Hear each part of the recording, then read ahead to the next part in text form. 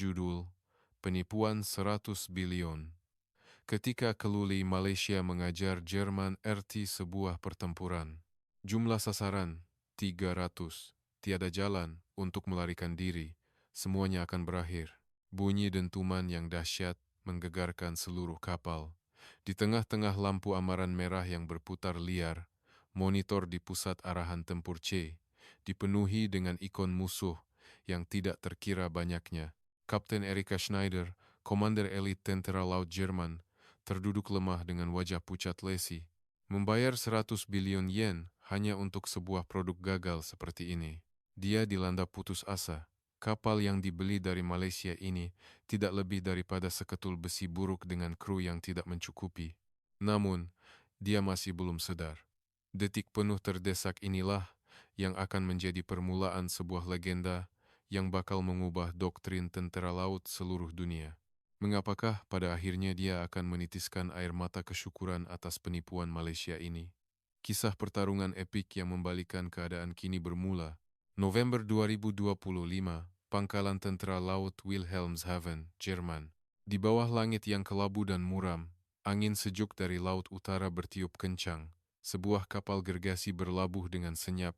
Kehadirannya kelihatan begitu asing di pangkalan itu. Ia dibina oleh syarikat teknologi pertahanan Diraja Malaysia, sebuah kapal pemusnah peluru berpandu Aegis tercanggih yang telah belayar merentasi separuh dunia. Kapal ini merupakan versi ekspor yang diubah sesuai sepenuhnya, berdasarkan reka bentuk kelas perkasa milik Tentara Laut Diraja Malaysia untuk memenuhi keperluan khusus Tentara Laut Jerman, namanya FGS Berlin. Dengan panjang 170 meter dan sesaran 12.000 tan, ia jauh lebih besar daripada mana-mana kapal dalam armada Jerman. Reka bentuknya yang bersegi dan berteknologi halimunan sepatutnya disambut sebagai raja lautan yang baharu dan megah.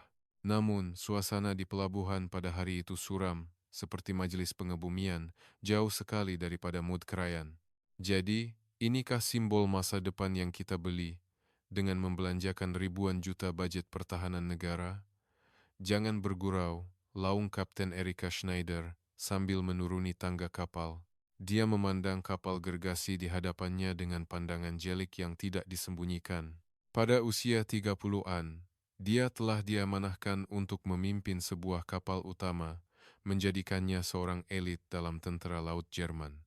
Dengan kepribadian yang tegas, melambangkan kebanggaan bangsa Jermanik, dia amat menjunjung tinggi prinsip kekukuhan dan kebolehpercayaan. Di matanya, kapal baharu dari Malaysia ini kelihatan seperti sebuah produk yang rapuh dan tidak mempunyai falsafah kejuruteraan yang jitu. Kemarahan Erika memuncak selepas melihat keadaan dalaman kapal itu sebentar tadi. Dia berpaling dengan pantas ke arah ketua jurutera Malaysia yang berdiri di belakangnya, Encik Ahmad. Mata birunya menyala dengan api kemarahan yang dingin. Encik Ahmad, biar saya berterus terang. Adakah kamu semua penipu? Atau adakah kamu fikir kami orang Jerman ini bodoh dan tidak tahu apa-apa tentang kapal? Encik Ahmad menundukkan kepalanya sedikit, kelihatan bingung, lalu menjawab dengan nada yang tenang, "Tidak sama sekali, Puan Kapten. Kami telah membekalkan sistem dengan spesifikasi tertinggi, seperti yang termaktub dalam kontrak." Spesifikasi tertinggi? Berani kamu cakap begitu? Suara Erika bergema di pelabuhan. Saya sudah lihat CIC tadi. Apa semua itu? Tiada tolok, tiada suis togel, tiada pendawaian fizikal. Yang ada cuma skrin sentuh kaca gergasi dan dinding yang dipenuhi monitor. Ia kelihatan seperti set film fiction science atau pusat permainan video kanak-kanak. Tuduhan Erika ada benarnya. Kapal ini dilengkapi dengan sistem tempur bersepadu generasi akan datang yang dibangunkan secara rahasia oleh Malaysia. Butang dan suis fizikal telah disingkirkan sepenuhnya dari anjungan dan CIC. Reka bentuknya, di mana segala-galanya dari pelancaran peluru berpandu hingga kuasa enjin boleh dikawal dengan sentuhan jari seperti menggunakan telepon pintar, adalah terlalu canggih. Dengar sini, Encik Ahmad, medan perang bukanlah tempat yang bersih dan cantik. Apa akan jadi jika monitor ini pecah akibat letupan? Jika bekalan kuasa terputus? Jika kita diserang siber? Jika tiada sistem sokongan analog pada waktu itu, kita semua akan terperangkap di dalam keranda besi ini. Sebagai seorang pegawai Jerman, Erika amat mementingkan sistem sokongan yang mantap untuk menghadapi senario terburuk. Kapal-kapal Jerman yang amat disayanginya dipenuhi dengan tolok-tolok besi yang padu dan berbau minyak pelincir. Dia percaya bahwa kebolehpercayaan jentera yang boleh dibaiki dengan tukul itulah yang melindungi nyawa anak-anak kapalnya. Sebaliknya, kapal dari Malaysia ini kelihatan terlalu kemas, terlalu rapuh. Dan yang paling saya tidak boleh terima ialah jumlah kru. Erika mengetuk papan klip di tangannya dengan kuat. Kapasiti 100 orang. Jangan buat lawak. Kapal sebesar ini memerlukan sekurang-kurangnya 300 orang kru. Pasukan penyelenggaraan, pasukan kawalan kerosakan, pemerhati, semuanya tidak mencukupi. Berkenaan hal itu, melalui sistem automasi peringkat tinggi. Encik Ahmad coba menjelaskan, tetapi Erika tidak mahu mendengar. Automasi, itu sahaja yang kamu tahu. Orang Malaysia terlalu taksub dengan mesin. Dengar sini, jika peluru berpandu menghentam kapal dan kebakaran berlaku, siapa yang akan memegang hos bomba? Siapa yang akan menutup pintu kedap air? Adakah AI akan berlari membawa baldi air? Para klasi Jerman di sekeliling mengangguk setuju dengan kemarahan Erika. Bagi mereka juga, kapal berhantu yang sunyi ini kelihatan aneh dan dianggap sebagai produk pemotongan kos yang merampas pekerjaan mereka. 100 bilion yen. Kita perah budget negara untuk membeli sebuah rumah murah dengan hiasan dalaman yang tidak berkualiti. Ini satu pengkhianatan kepada pembayar cukai.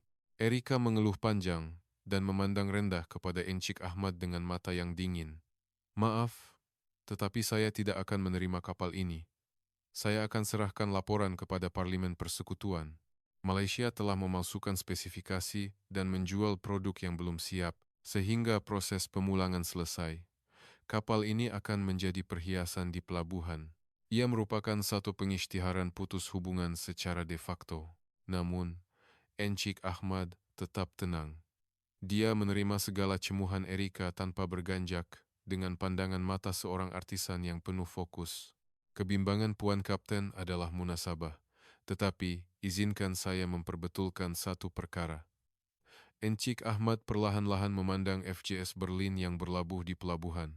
Apa yang kami kurangkan bukanlah kos, ia adalah risiko, dan apa yang kami singkirkan bukanlah butang fizikal, tetapi had kelajuan reaksi manusia. Cukup dengan alasan, bentak Erika. Kalau nak buktikan, tunjukkan dengan hasil, bukan dengan kata-kata. Walaupun saya ragu kamu akan dapat peluang itu.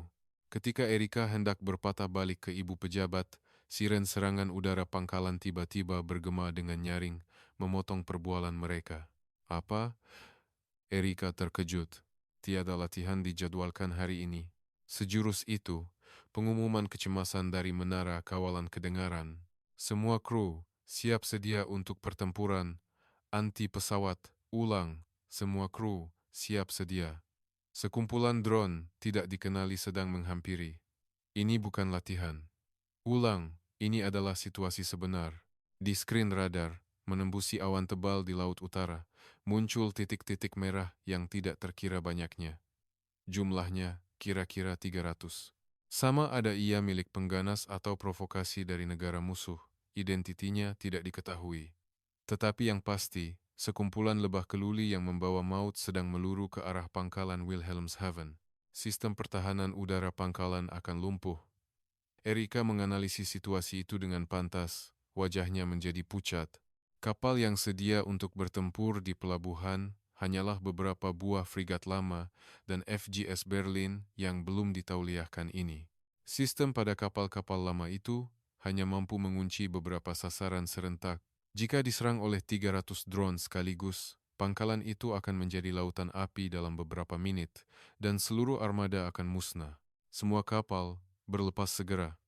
Hidupkan engine, jerit Erika, tetapi dia segera menyadari hakikat yang memeritkan.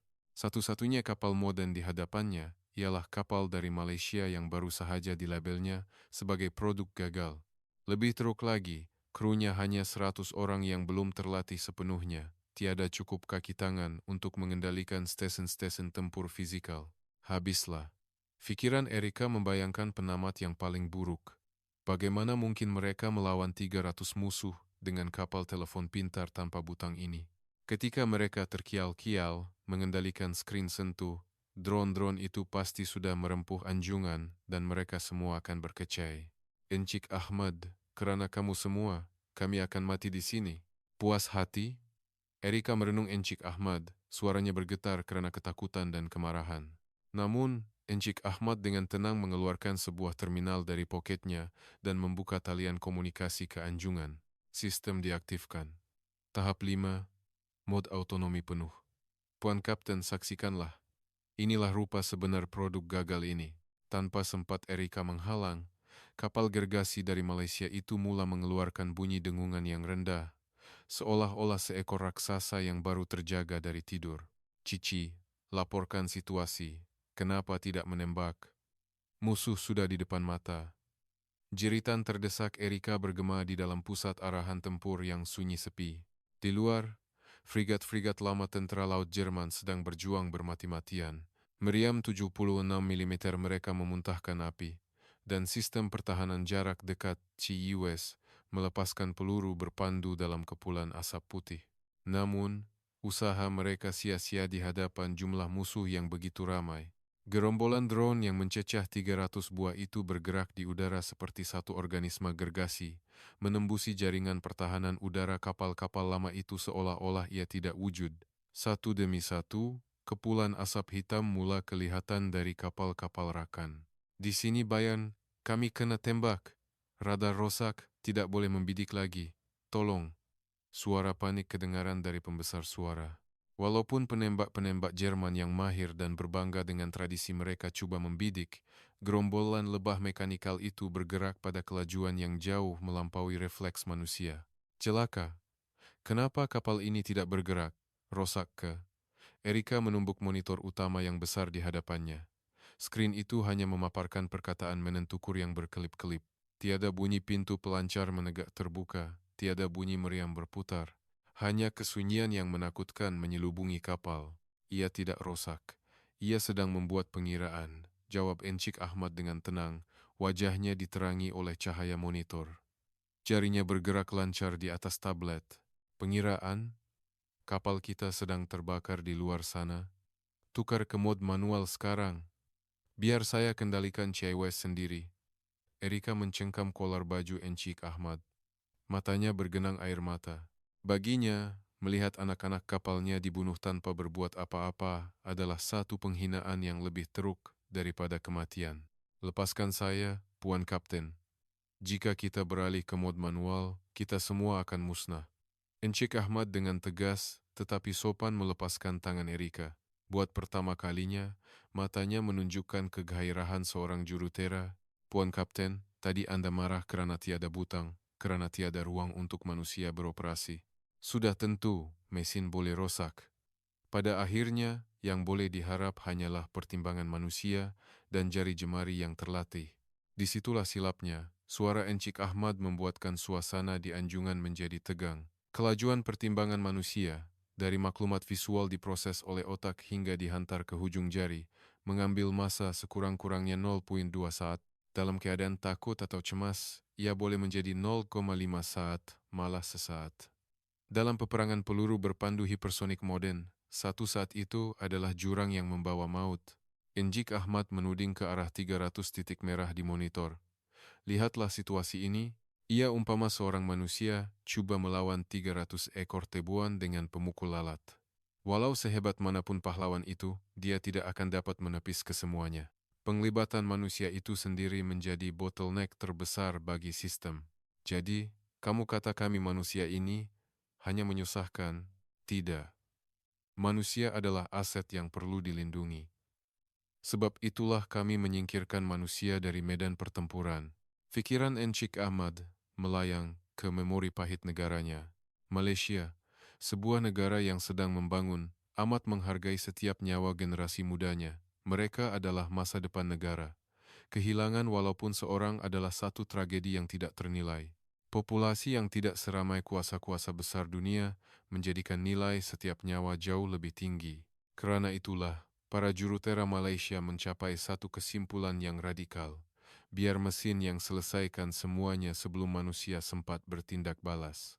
Ia mungkin kedengaran seperti menafikan maruah manusia, tetapi sebenarnya ia adalah falsafah teknologi yang lahir dari rasa cinta yang mendalam terhadap kemanusiaan.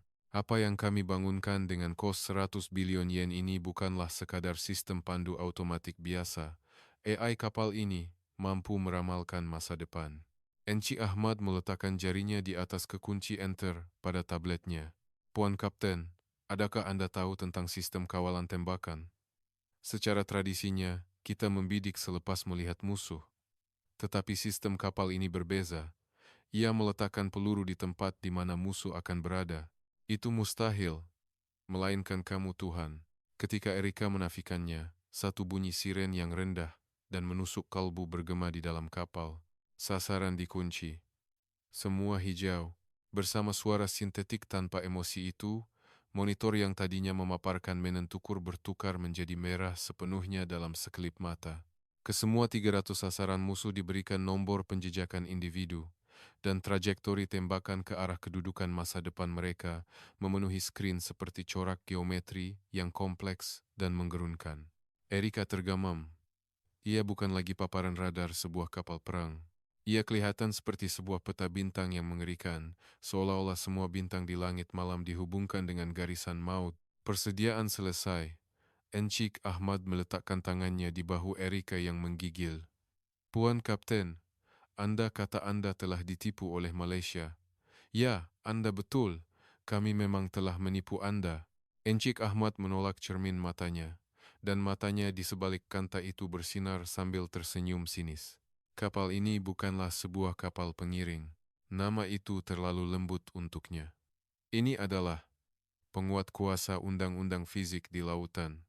Pada masa itu, gerombolan drone telah menghampiri FGS Berlin pada jarak hanya beberapa kilometer. Bayang-bayang hitam mereka sudah boleh dilihat dengan mata kasar. Erika secara nalurinya mengerekot ketakutan. Jaraknya kelihatan terlalu dekat, seolah-olah sudah melepasi jarak minimum untuk peluru berpandu pemintas. Terlambat, kita tidak akan sempat. Saat Erika menjerit ketakutan, Encik Ahmad dengan tenang tetapi tegas mengisytiharkan. Sekarang, serentak dengan itu, dunia Erika menjadi senyap. Bunyi yang terlalu kuat boleh memekakan telinga manusia buat sementara waktu. Ke-96 sel sistem pelancaran menegah, VLS, di bahagian belakang kapal terbuka serentak dan dinding asap putih tebal menyelubungi pandangan. Ia adalah permulaan kepada tirai pertahanan yang belum pernah disaksikan oleh tentara laut Jerman, malah dalam sejarah manusia. Dengan bunyi letusan yang memecahkan gegendang telinga, badan FGS Berlin bergegar dengan kuat. Tetapi ia bukanlah gegaran akibat hentaman. Ia adalah daya anjakan daripada puluhan peluru berpandu anti pesawat yang dilancarkan serentak dari VLS yang bertaburan di seluruh kapal. Tingkap anjungan dilitupi oleh asap putih tebal dalam sekelip mata. Menembusi dinding asap itu, puluhan anak panah cahaya meluncur ke langit dengan trajektori tajam yang seolah-olah mengingkari hukum fizik. Semua peluru berpandu dilancarkan. Bodoh, satu pembaziran. Jerit Erika tanpa sadar. Biasanya, peluru berpandu dilancarkan satu atau dua butir pada satu masa terhadap sasaran yang telah dikunci. Melancarkan puluhan butir serentak akan menyebabkan isyarat panduan bercampur aduk dan hilang kawalan. Itu adalah pengetahuan asas ketenteraan. Jika ditembak bertaburan begitu, ia tidak mungkin dapat dikawal. Ia hanya pertunjukan bunga api. Namun, Encik Ahmad hanya berpeluk tubuh sambil memandang monitor dengan tenang. Kawalan, Puan Kapten, AI kami tidak mengawal peluru berpandu itu. Ia membuatkan mereka bersaing. Bersaing? Ketika Erika terpinga-pinga, satu fenomena yang luar biasa berlaku di langit. Puluhan peluru berpandu yang dilancarkan tidak terbang secara berasingan. Sebaliknya, mereka membentuk satu formasi yang indah di udara seolah-olah mereka adalah satu entiti yang mempunyai pikiran sendiri. Kemudian, mereka menyebar untuk membentuk satu jaring gergasi bagi memerangkap 300 drone yang sedang menghampiri. Jika pemintasan biasa adalah seperti pertarungan satu lawan satu, ini adalah pembunuhan beramai-ramai secara sebelah pihak. Setiap butir peluru berpandu membuat keputusan sendiri, memilih sasaran yang paling optimum, dan terbang mendahului ke kedudukan masa depan di mana musuh akan cuba mengelak. Langit dipenuhi dengan letupan, titik-titik merah di radar tidak hilang satu persatu. Mereka lenyap dalam kelompok, dalam barisan. Apakah kadar ketepatan itu? Erika melihat melalui teropongnya dengan tangan yang menggeletar. Kemana sahaja drone itu coba mengelak, ada peluru berpandu menunggunya. Ia seolah-olah drone itu sengaja terbang merempuh peluru berpandu. Itulah ramalan kedudukan masa depan. Jelas Encik Ahmad dengan nada seperti seorang guru mengajar murid sekolah rendah. Puan Kapten, bayangkan permainan menangkap bola. Apabila Anda membaling bola kepada rakan yang sedang berlari, Anda tidak membaling ke kedudukannya sekarang, bukan? Anda perlu membaling ke tempat di mana dia akan berada beberapa saat kemudian. Saya tahu itu, tetapi drone-drone ini terbang secara tidak menentu. Manusia tidak mungkin dapat meramalkannya. Tetapi AI kapal ini boleh. Ia menganalisis korak penerbangan drone musuh, haba enjinnya, angin, malah tabiat juru terbangnya dalam sekelip mata, dan meramalkan dengan sempurna kemana mereka akan melarikan diri beberapa saat kemudian. Peluru berpandu kami tidak mengejar musuh. Ia sedang menunggu untuk menyerang hendap. Pemandangan itu amat mengerikan. Drone-drone yang terdesak coba mengelak, tetapi kemana sahaja mereka pergi, mereka seolah-olah disedut dan berlanggar dengan peluru berpandu buatan Malaysia, bertukar menjadi serpihan besi. 300 drone berkurangan menjadi separuh, kemudian 1/3. Serangan tembus. Ada yang terlepas. Jerit seorang pegawai radar. Kerana jumlah musuh yang terlalu banyak, beberapa buah drone berjaya melepasi jaring peluru berpandu dan kini sedang dalam laluan untuk merempuh anjungan. Jarak 800 meter. Peluru berpandu sudah tidak boleh digunakan. Aktifkan sistem pertahanan jarak dekat. Jerit Erika, tetapi stesen senjata itu kosong. Tiada orang. Tidak, tiada operator manual. Habislah. Ketika Erika secara refleks menunduk dan menutup matanya, bersedia untuk mati, meriam 30 mm berprestasi tinggi di atas anjungan berputar dengan kelajuan yang mustahil bagi manusia dan memuntahkan api. CI West biasa akan menembak bertalu-talu untuk mewujudkan tirai peluru. Tetapi CI West di kapal ini berbeza. Ia menembak seperti senapang penembak tepat, menggunakan jumlah peluru yang minimum untuk memusnahkan penderia drone yang sedang meluru dengan ketepatan yang luar biasa. Drone-drone itu meletup di udara, dan serpihan mereka menghujani geladak. Tingkap kaca anjungan terpercik dengan jelaga hitam dan minyak, tetapi kapal itu sendiri tidak tercalar. Erika perlahan-lahan membuka matanya. Di monitor di hadapannya, terpapar perkataan yang seakan tidak nyata. Sasaran, sifar. Kerusakan, tiada. Hanya dalam masa 3 menit selepas pertempuran bermula, gerombolan 300 drone itu, tanpa sebarang pengecualian, telah dihantar ke dasar laut utara yang sejuk. Gerombolan maut yang tidak dapat ditangani oleh kapal-kapal lama itu telah dihapuskan sepenuhnya oleh kotak kosong ini, sendirian, tanpa seorang pun manusia menyentuh apa-apa. Kesunyian yang memekakan telinga kembali menyelubungi anjungan. Kru yang terselamat hanya mampu merenung monitor dengan tergamam, terlupa untuk bersorak. Perasaan mereka bukanlah kegembiraan kemenangan, tetapi lebih kepada rasa kagum selepas menyaksikan satu fenomena yang di luar pemahaman. Ini, produk gagal, kekuatan meninggalkan kaki Erika, dan dia rebah ke lantai. Kebanggaannya, logiknya, dan doktrin taktikal yang telah dibina oleh tentara laut Jerman selama beratus-ratus tahun hancur berkecai pada saat itu. Dengan suara yang bergetar, Erika berbisik, "Ini penipuan." Dia menjerit kepada Encik Ahmad dari lantai. "Kapal pengiring konon, penipu. Ini bukan kapal perang, bukan juga kubu terapung. Ini mesin pembunuh otomatik. Kenapa tidak tulis saja dalam katalog, boleh memusnahkan dunia?"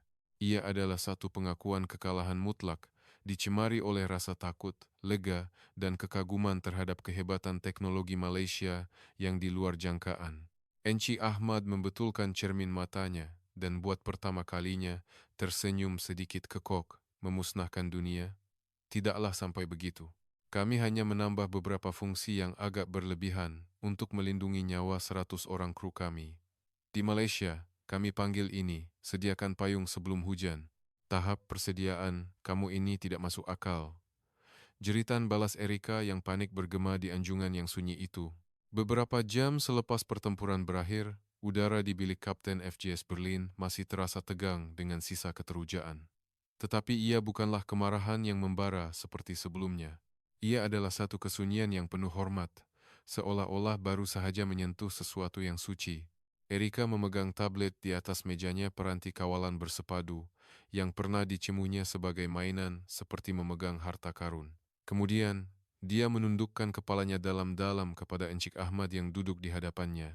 Encik Ahmad, atau mungkin saya patut panggil Cikgu Ahmad. Saya memohon maaf dari lubuk hati saya. Saya terlalu bodoh. Bagi seorang pegawai Jerman yang mempunyai harga diri yang tinggi, mengakui kesilapan secara terang-terangan kepada seorang jurutera dari negara lain adalah sesuatu yang tidak pernah berlaku sebelum ini. Saya menggelar kapal ini produk gagal. Saya menuduh Anda mengambil jalan mudah karena kekurangan kru, tetapi saya silap. Kamu semua sengaja menyingkirkan manusia untuk melindungi kami daripada bahaya, bukan? Erika memandang ke arah lautan yang tenang di luar tingkap. Jika dia keluar bertempur dengan kapal lama, lautan itu kini pasti dipenuhi dengan mayat ratusan klasi Jerman. Anak-anak kapalnya dan dirinya sendiri pasti sudah mati. Tetapi sekarang, kesemua 100 anak kapalnya sedang menikmati makan tengah hari yang lewat di dewan makan tanpa sebarang calar. Semuanya selamat. Sebagai seorang komander, dia paling memahami betapa ajaibnya perkara itu. Cikgu, beritahu saya, mengapa Malaysia dengan teknologi sehebat ini menyembunyikannya dalam katalog? Tidak disebut pun ia yang terbaik di dunia, hanya angka-angka biasa yang disenaraikan. Encik Ahmad menggaruk kepalanya, kelihatan sedikit malu. Orang Malaysia ada pepatah, ikut resmi padi, makin berisi makin tunduk. Lagipun, bagi kami, teknologi bukanlah sesuatu untuk ditunjuk-tunjuk. Ia hanya perlu berfungsi apabila tiba masanya untuk melindungi seseorang. Itulah semangat dan keindahan falsafah kami. Erika menghadam kata-kata itu. Falsafah mereka berbeza sama sekali dengan industri ketenteraan barat yang menjual produk dengan slogan-slogan hebat. Orang Malaysia menyuntik semangat ke dalam produk mereka. Seperti seorang pahlawan yang pendiam dan rendah diri. Tetapi apabila keris dihunus, dia adalah yang terkuat. Encik Ahmad menambah dengan pandangan yang jauh. Negara kami amat menghargai generasi muda. Mereka adalah aset yang tidak ternilai. Oleh itu, hasrat kami sebagai jurutera hanya satu. Kami tidak mahu lagi melihat anak muda mati di dalam keranda besi. Keazaman itulah yang melahirkan sistem ini. Mendengar kata-kata itu, air mata mula mengalir di pipi Erika. Dia berasa amat malu kerana telah merungut tentang hiasan dalaman yang ringkas dan keselesaan yang kurang. Dinding kapal yang kosong, konsol tanpa butang.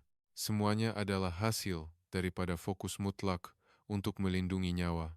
Ia bukanlah rasionalisme yang dingin, tetapi penjelmaan cinta kemanusiaan yang paling hangat. Ia, Tuhan, betapa silapnya saya.